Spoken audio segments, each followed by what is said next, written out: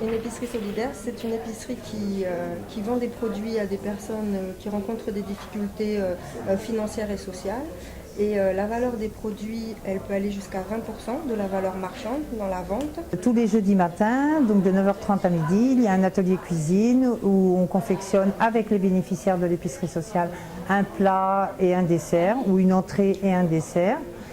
Avec un chef cuisinier donc, qui nous a été, comment on peut dire, dépêché de l'association Ensemble de Castres.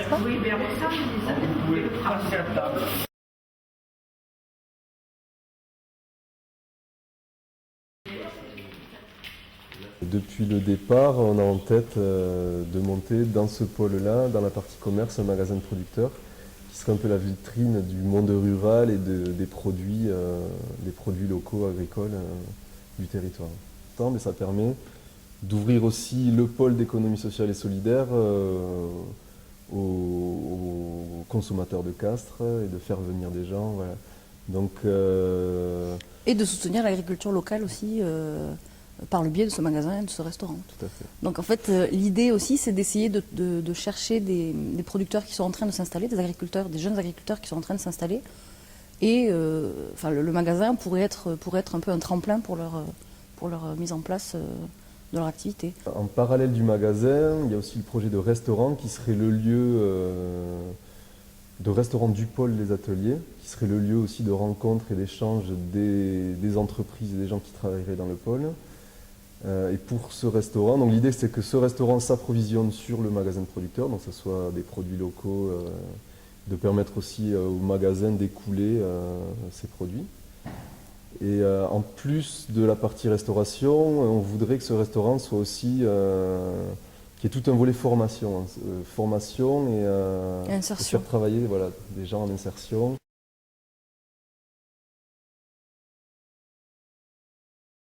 Sa mission, c'est d'accompagner des porteurs de projets dans leur développement d'activité sous forme coopérative. C'est-à-dire qu'on accompagne leur développement et ils se salarient dans la coopérative d'activité.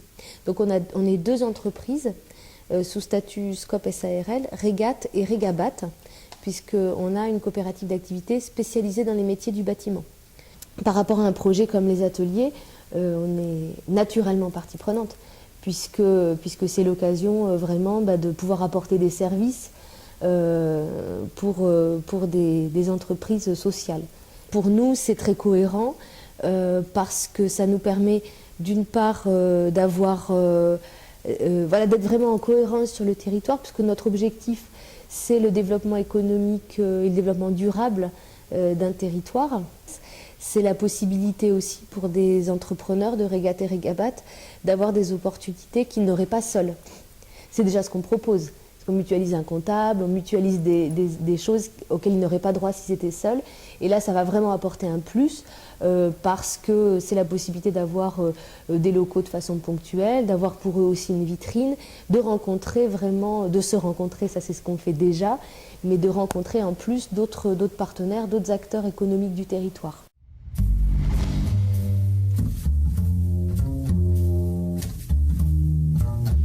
Investir et s'investir. Cette phrase résume à elle seule l'ambition d'IES, Initiative pour une économie solidaire. Cette société de capital risque, qui fonctionne sur un modèle coopératif, collecte de l'argent auprès d'investisseurs citoyens, argent qui permet ensuite de financer des activités à haute plus-value sociale et à créer ainsi de l'emploi en Midi-Pyrénées. La souscription d'actions IES d'une valeur nominale de 76 € permet de bénéficier soit d'une réduction de l'impôt sur le revenu, soit d'une réduction de l'impôt sur la fortune. Alors qui sont les actionnaires d'IES?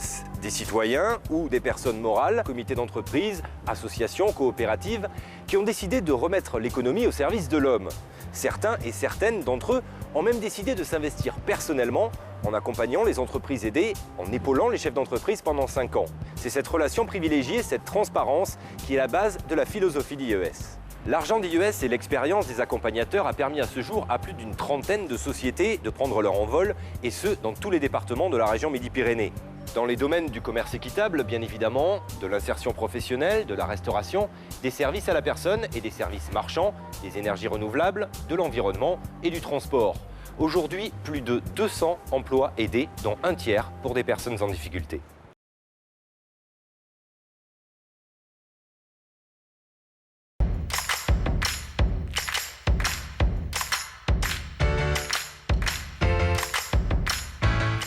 Les acteurs du progrès social sont souvent freinés par des conditions de travail précaires et le manque de moyens.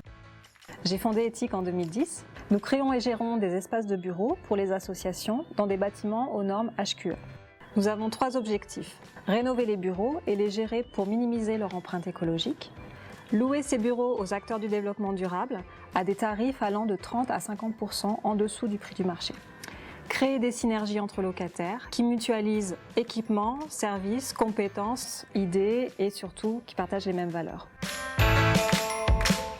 Créé en 1998, Ethical Property héberge 250 associations dans une vingtaine de centres. Ces 1300 actionnaires reçoivent un retour sur investissement de l'ordre de 4 à 5% par an et ce depuis plus de 13 ans.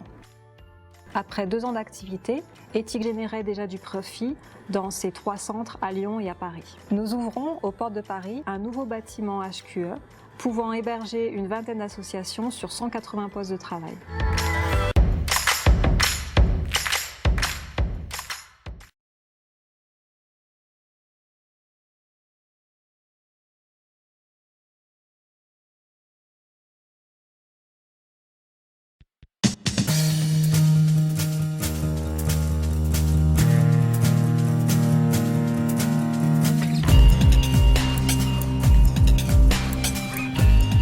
Entrepreneurs, salariés, fournisseurs, institutionnels, collectivités, 250 personnes applaudissent l'ISO 26000 obtenu par Regat et Regabat pour leur contribution au développement durable.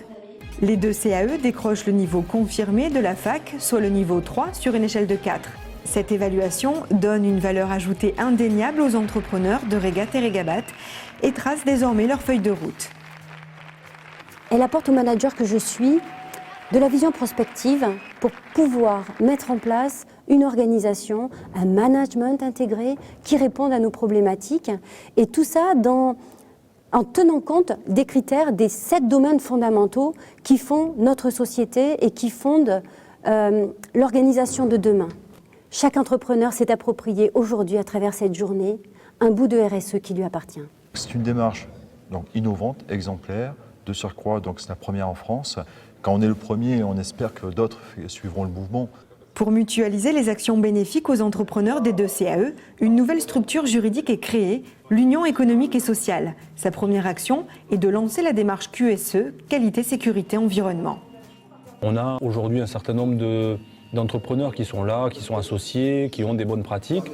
Ils sont très demandeurs de pouvoir partager ces bonnes pratiques avec les nouveaux entrants dans la coopérative. Ensuite, les entrepreneurs volontaires qui le souhaiteront pourront aller au-delà et certifier en ISO 9001, qualité, sécurité, environnement, leur propre activité. Et là-dessus, la coopérative aussi les accompagnera dans cette démarche.